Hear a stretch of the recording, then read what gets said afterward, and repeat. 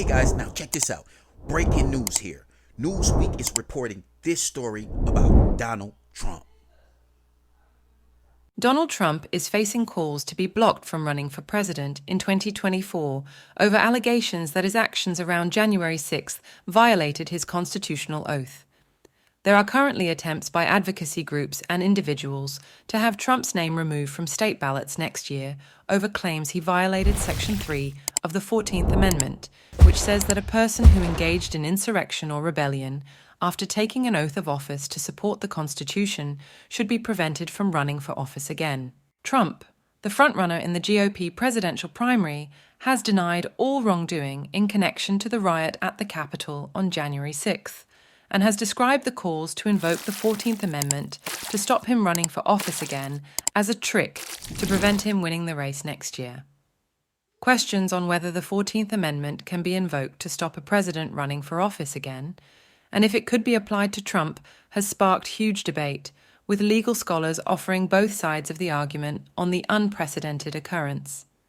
Any move to bar Trump from running as a presidential candidate would almost certainly be met with legal challenges or an intervention from the Supreme Court.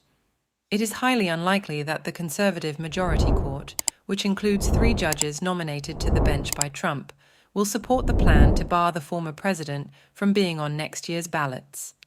Below, Newsweek has compiled the states where there are active or potential steps to have Trump barred from running for office next year over claims that he violated the 14th Amendment. Trump's office has been emailed for comment via email. Colorado.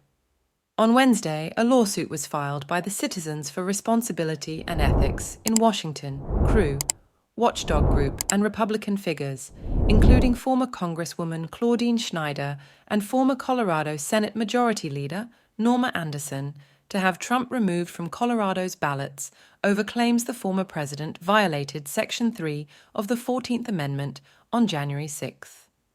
If the very fabric of our democracy is to hold, we must ensure that the Constitution is enforced and the same people who attacked our democratic system not be put in charge of it, CREW President Noah Bookbinder said in a statement. We aren't bringing this case to make a point. We're bringing it because it is necessary to defend our republic both today and in the future.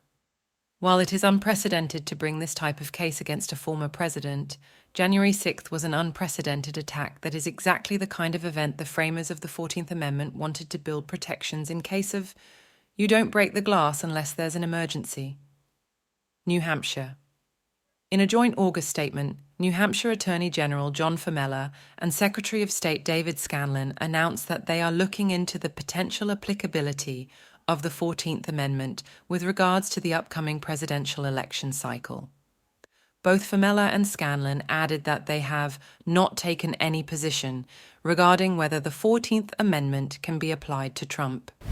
John Anthony Castro, a longshot Republican 2024 presidential candidate, also filed a complaint in a New Hampshire court, arguing that Trump should be banned from the state's primary ballot, while arguing the former president engaged in insurrection or rebellion against the U.S. The suit is due to be heard by the Supreme Court, where it is expected to be decided on or before October 9th.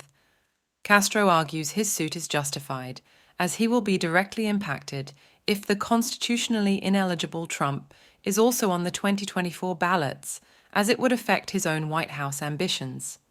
Castro will further suffer irreparable competitive injuries if Trump, who is constitutionally ineligible to hold office, is able to attempt to secure votes in primary elections and raise funds. Trump's constitutionally unauthorized undertaking will put Castro at both a voter and donor disadvantage, he said. Michigan Robert Davis, an activist who is known for frequently attempting to sue political figures in Michigan, also filed a suit arguing that Michigan Secretary of State Jocelyn Benson should bar Trump from office over insurrection allegations in August. Benson, a Democrat, previously suggested in a radio interview that there are valid legal arguments being made for keeping Trump off the 2024 ballot, and has discussed the matter with other secretaries of state. Arizona. There is also a long-shot chance that Trump could end up being barred from the ballot in Arizona, although current state laws are in the former president's favor. Secretary of State Adrian Fontes said he does not have the authority to bar Trump from the Arizona ballot next year. The Arizona Supreme Court ruled in 2022 that only the state's Congress has such power under what is known as the disqualification clause. In an interview with the Gaggle podcast, Fuentes, a Democrat, described the ruling as dead, flat wrong, but does not consider the matter settled. It's still an open question, Fuentes said. Arizona law is not the only law we have.